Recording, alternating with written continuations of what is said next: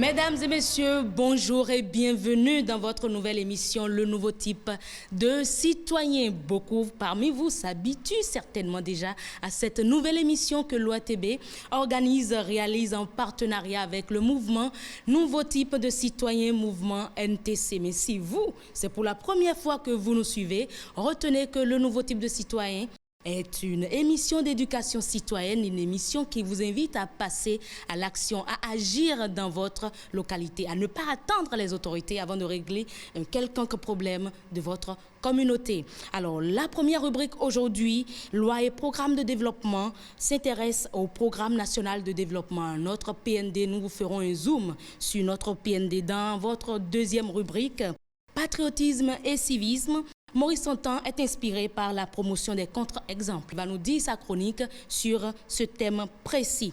La troisième rubrique, participation citoyenne, reçoit aujourd'hui encore Gervais Loco, expert en décentralisation. Et aujourd'hui, nous allons lui poser une question. Que faire lorsque le lampadaire de notre rue ne fonctionne plus? Il a les astuces qu'il faut. Il va nous donner toutes les informations. La toute dernière rubrique, changement de mentalité, on poursuit avec Perpétue Dazobo Mouftaou, aujourd'hui encore, pour parler des 5 niveaux de mentalité. Voilà pour le menu de votre émission de ce jour. Tout de suite, la toute première rubrique.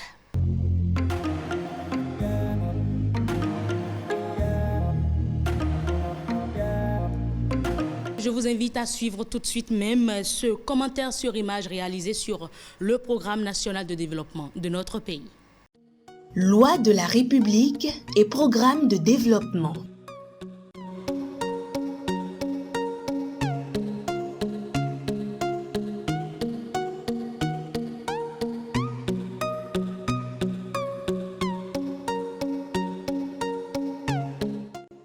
Un plan de développement est un instrument de gestion qui aide à promouvoir le développement social dans le but de la satisfaction des besoins des citoyens. L'objectif est d'améliorer la qualité de vie des citoyens et de répondre aux attentes basiques non satisfaites. Le plan de développement comprend une approche stratégique d'avenir dans la mesure où il cherche à offrir des solutions durables. Le plan national de développement, en pleine exécution actuellement au Bénin, est celui couvrant la période 2018-2025. Il s'inscrit dans la concrétisation de la vision Bénin 2025 à l'AFIA, qui consiste à faire de l'agro-industrie, du tourisme et des services le moteur de la croissance économique inclusive et durable dans le cadre d'une gouvernance nationale et locale plus efficace en misant sur le développement du capital humain et des infrastructures. Il prend en compte également les mesures de mise en œuvre des agendas internationaux de développement tels que l'agenda 2063 de l'Afrique et les objectifs de développement durable ODD. Outil de développement majeur, le plan national de développement est élaboré suivant une approche participative et inclusive avec la contribution de tous les acteurs à divers niveaux. Il est structuré autour des 4 axes stratégiques majeurs suivants. 1. Développement du capital humain et amélioration du bien-être des populations à travers le renforcement du niveau d'alphabétisation et de la qualité du système sanitaire, la promotion de l'emploi et la réduction de la pauvreté. 2. Compétitivité économique et productivité sur la base de la transformation structurelle de l'économie, notamment la modernisation et la diversification de l'économie à travers le développement de l'agriculture, de l'agro-industrie, des transports et des services numériques, touristiques et financiers. 3. Préservation de l'environnement et adaptation au changement climatique à travers la gestion rationnelle et efficace de l'espace, notamment la gestion des pollutions, des déchets, des eaux usées et pluviales, l'assainissement du cadre de vie et l'accessibilité aux logements décents et à moindre coût. 4. Consolidation de la bonne gouvernance au plan national et local pour la paix et la sécurité à travers la modernisation et l'efficacité de l'administration publique, le renforcement de la lutte contre la corruption et l'amélioration de la qualité du système d'allocation et de gestion des ressources publiques. Il est du devoir de tout citoyen de prendre connaissance des programmes et projets de développement à réaliser sur toute l'étendue du territoire national par les autorités publiques. Le plan national de développement vise l'amélioration de la qualité de vie des citoyens à travers la création d'un environnement social et économique au service de l'épanouissement de tous.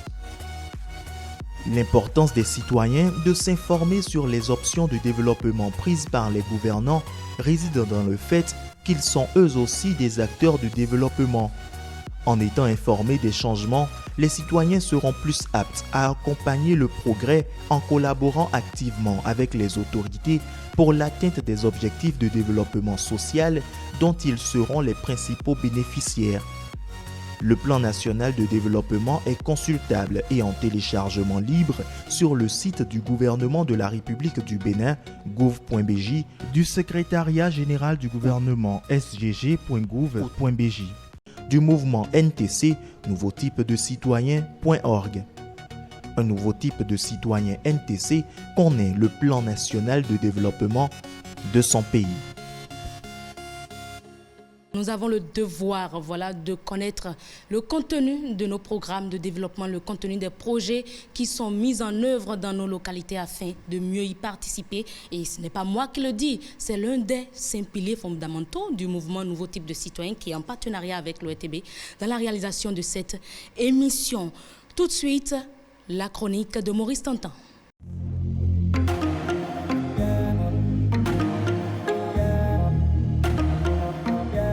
Nous sommes dans la rubrique patriotisme et civisme, mesdames et messieurs, et nous sommes avec Maurice Tantan, notre chroniqueur. Maurice, bonjour.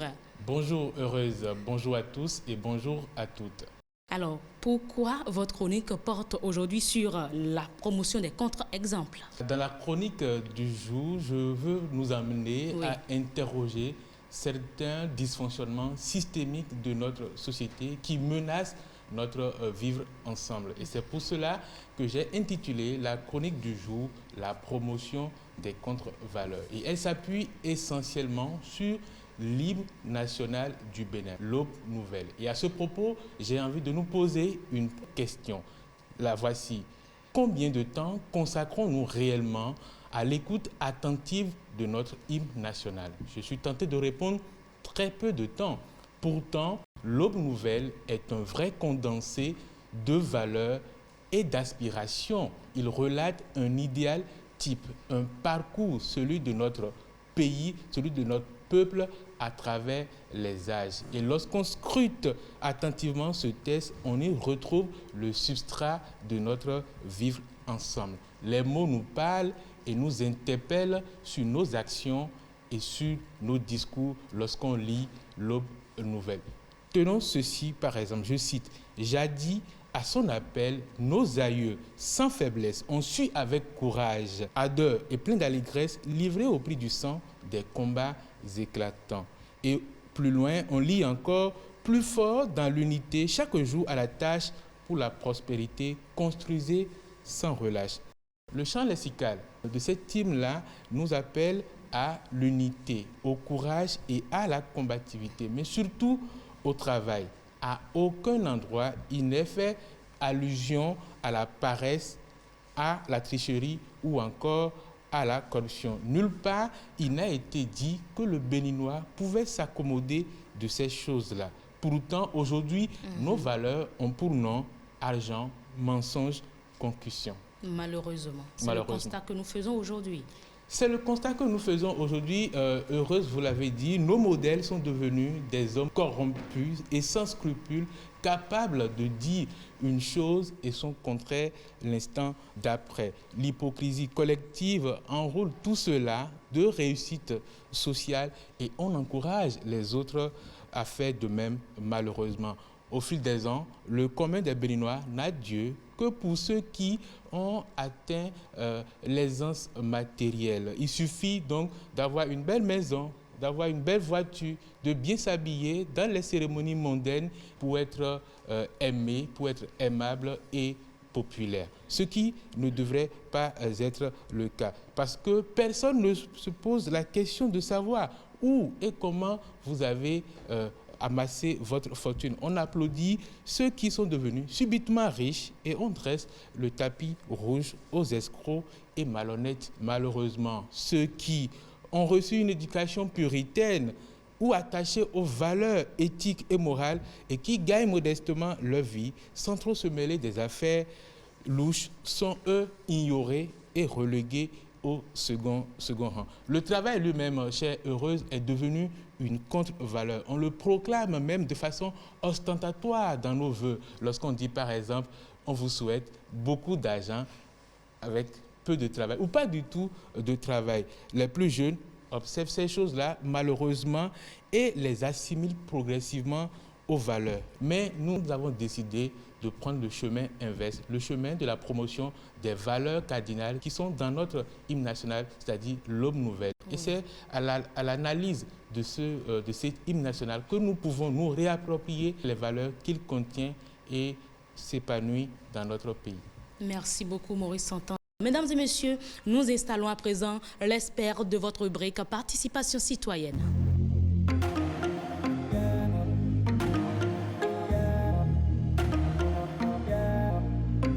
Nous vous donnons le micro à présent. Inès Kwasi, elle est de l'autre côté, elle est dans la ville, elle vous tend son micro.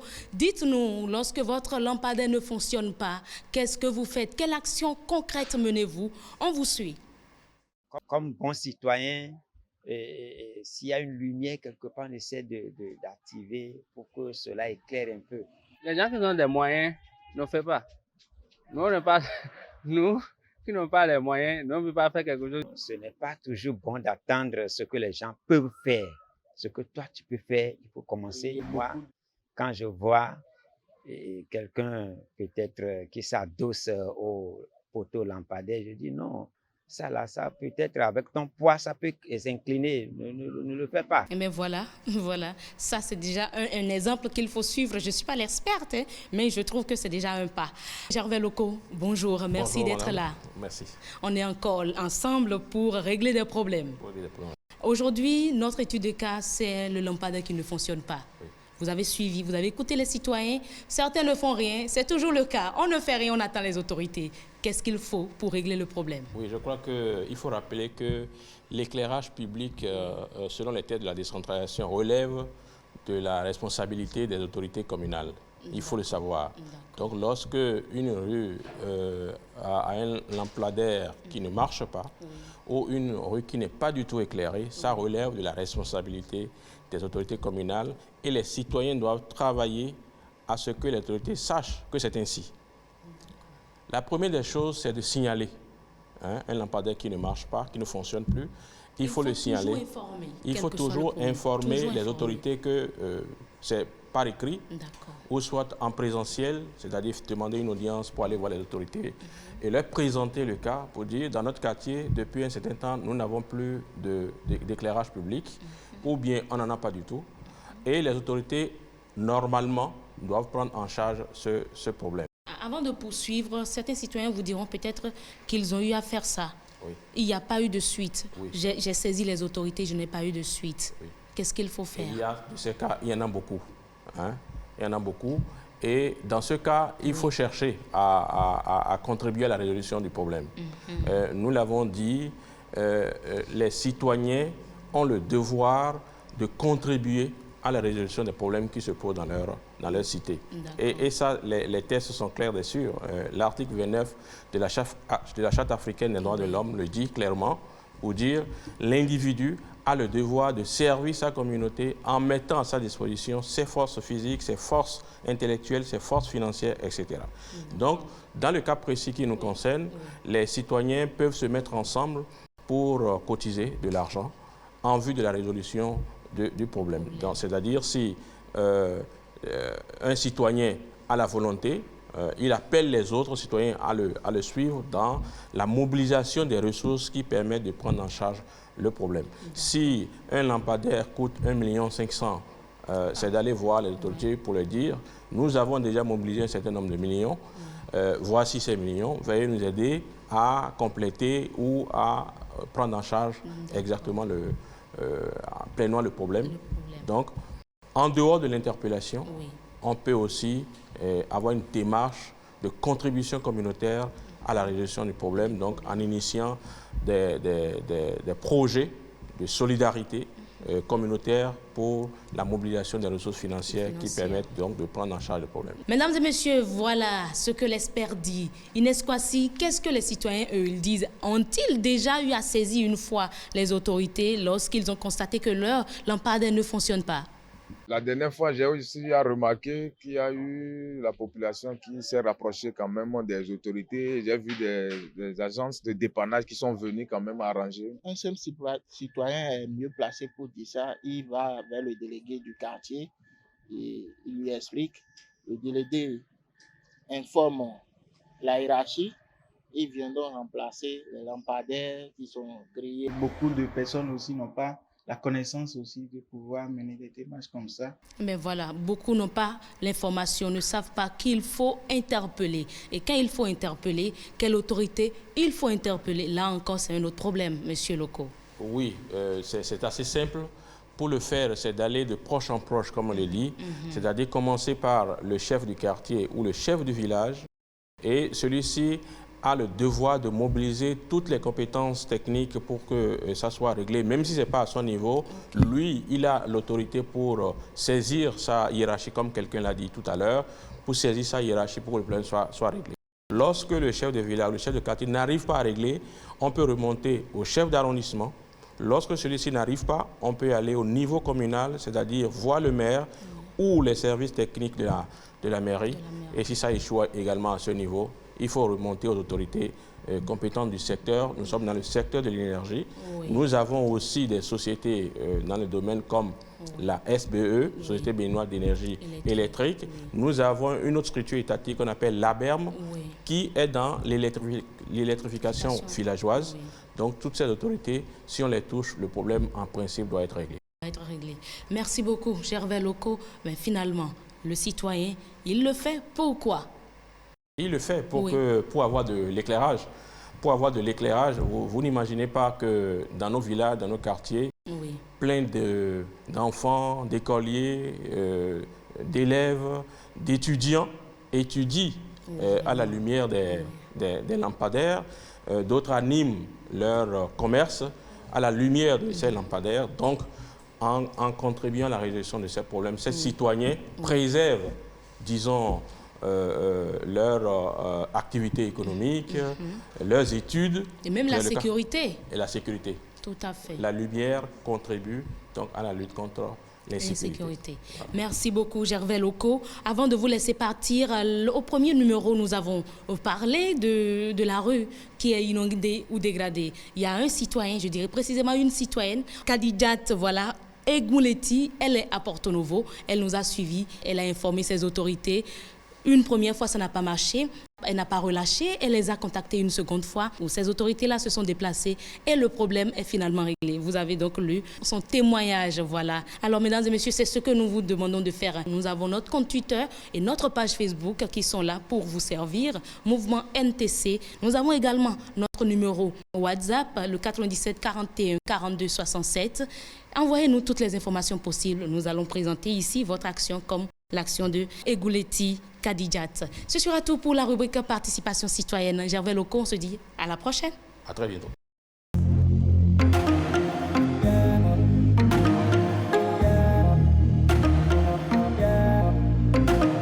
Perpétue Dazobo Mouftaou, merci d'être là. Bonjour, toujours rayonnante.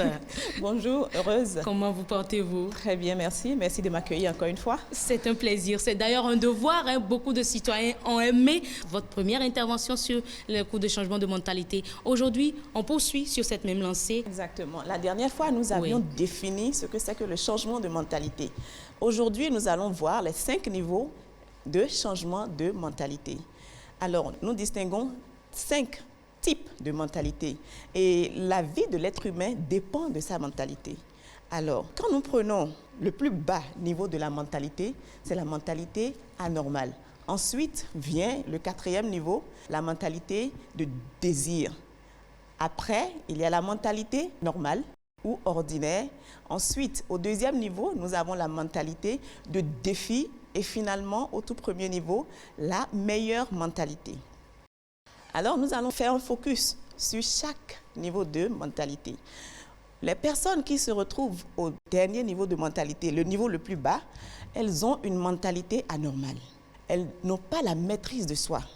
Elles sont continuellement dirigées par les addictions, l'alcool, la drogue, le sexe, les crimes et les jeux, pour ne citer que ces exemples. Ces personnes ne se demandent pas comment est-ce que ceux qui sont autour d'eux vont percevoir la manière dont ils sont en train de vivre. Elles ne se soucient pas de leur entourage. L'image qu'elles ont d'elles-mêmes, c'est une image de désespoir et d'échec. Et elles se disent même qu'il n'y a plus de possibilité que cette vie de désespoir puisse changer un jour. Alors, dans un pays, les citoyens qui ont une mentalité anormale, ils deviennent souvent des cas sociaux pour leur famille et pour leur pays. Et ils entravent même le développement de leur pays. Les personnes qui se retrouvent au 4e niveau de mentalité sont des personnes, des individus qui ont une mentalité de désir. Et ils mènent leur vie au gré de leurs désirs. Et comme vous le savez très bien, les désirs à l'intérieur de l'être humain ne cessent de changer. Donc ces personnes sont généralement instables. Si vous vivez à côté de quelqu'un qui a une mentalité de désir, vous allez souffrir parce que c'est des gens qui ne se soucient pas des dommages qu'ils peuvent créer, des dommages que leur manière de vivre, leur choix, leur comportement pourraient causer à leur entourage. Et les personnes-là qui ont la mentalité de désir préfèrent satisfaire leur désir que de participer au développement de leur pays. Au 3e niveau de mentalité, nous avons des individus qui ont une mentalité ordinaire. Ceux-ci, ils vivent une vie simple. Ils se contentent d'une vie de routine et s'y conforment. Ils préfèrent passer toute la vie à se cacher et être tranquilles dans leur coin. Ce sont des individus qui, pour la plupart du temps, ne veulent rien risquer, ne veulent rien faire de nouveau pour pouvoir améliorer leur niveau de vie. Ils font partie de la société et nous ne pouvons vraiment pas les impacter eux-mêmes. Ils arrivent très peu à impacter leur entourage et ils passent leur temps comme s'ils n'ont pas vraiment vécu sur la terre. Ils n'ont pas de traces effectives qu'on peut voir sur la terre. Quand nous passons au 2e niveau de mentalité, qui est la mentalité de défi, ici nous avons des individus qui n'ont pas peur des défis. Au contraire, ils aiment se défier et trouver des solutions aux problèmes auxquels elles et leurs entourages font face. Elles veulent continuellement participer au bonheur des autres. Ces individus qui ont une mentalité de défi sont des personnes qui ne se limitent pas à ce que leurs yeux voient, ni à la réalité qui se dicte à eux. C'est des gens qui ne s'apitoient pas sur leur sort, ni leurs conditions de vivre. Ils sont tout le temps en train de chercher à s'améliorer et ils se demandent qu'est-ce qu'il faut faire pour que les conditions de vie, mes propres conditions de vie et les conditions de vie de mon entourage s'améliorent. Ils cherchent constamment des solutions à leurs propres problèmes et des problèmes des autres citoyens. Alors, les individus qui adoptent la mentalité de défi, ils réussissent le plus souvent, mais ils ne sont pas toujours heureux. C'est des gens qui participent au développement de leur communauté et de leur pays. Nous allons passer maintenant au tout premier niveau de mentalité, qui est la meilleure mentalité. Les gens qui ont la meilleure mentalité arrivent toujours au succès et au bonheur en même temps. La meilleure mentalité ne dépend pas en réalité de nos compétences. Et quand nous prenons quelqu'un qui a la meilleure mentalité, il a la capacité de transformer les situations misérables en source de bonheur. Et ces personnes, généralement, ils ont la possibilité d'être neutres ou joyeux, quelles que soient les circonstances. Rien ne les ébranle.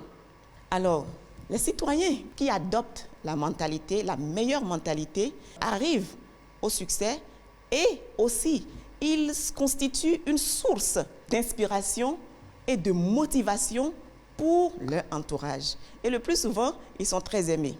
si particulièrement les citoyens béninois adoptent la meilleure mentalité, imaginons combien rapide notre pays va se développer. Notre pays va se développer plus vite qu'on ne l'imagine. Alors, vous qui me regardez, avec quelle mentalité vous avez vécu jusque-là?